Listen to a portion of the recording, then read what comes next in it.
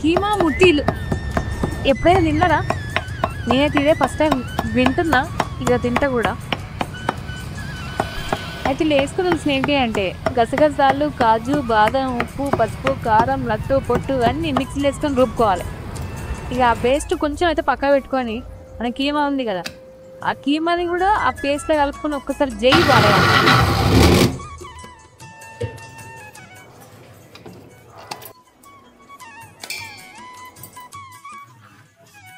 ఇక మన కీమా మంచిగా లడ్డూలకి వేసుకొని ఆయిల్లో డీప్ ఫ్రై చేసుకోవాలి.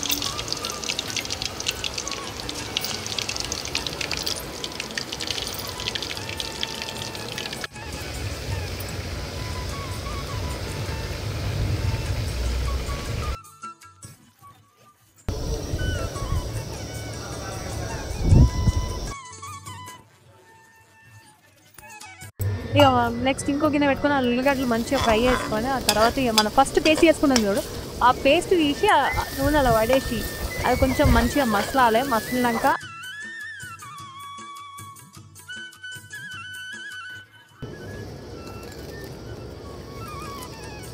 ఈ కీమా లడ్డూలు ఉన్నాయి కదా, కీమా బాల్స్, ఇవి తీసి అలా వేసుకొని కొంతసేపు అటు ఇటు తిప్పితే కూర అయిపోయినట్టే.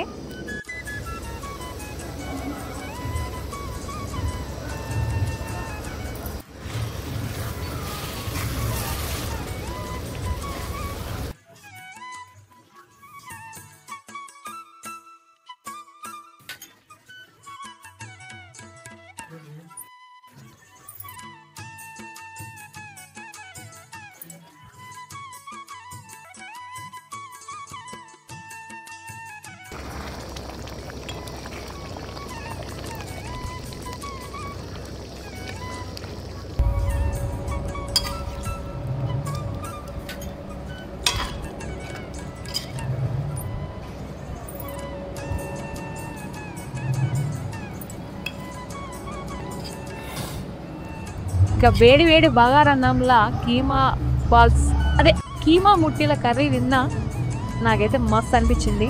మీరు కూడా ఒకసారి ట్రై చేయండి.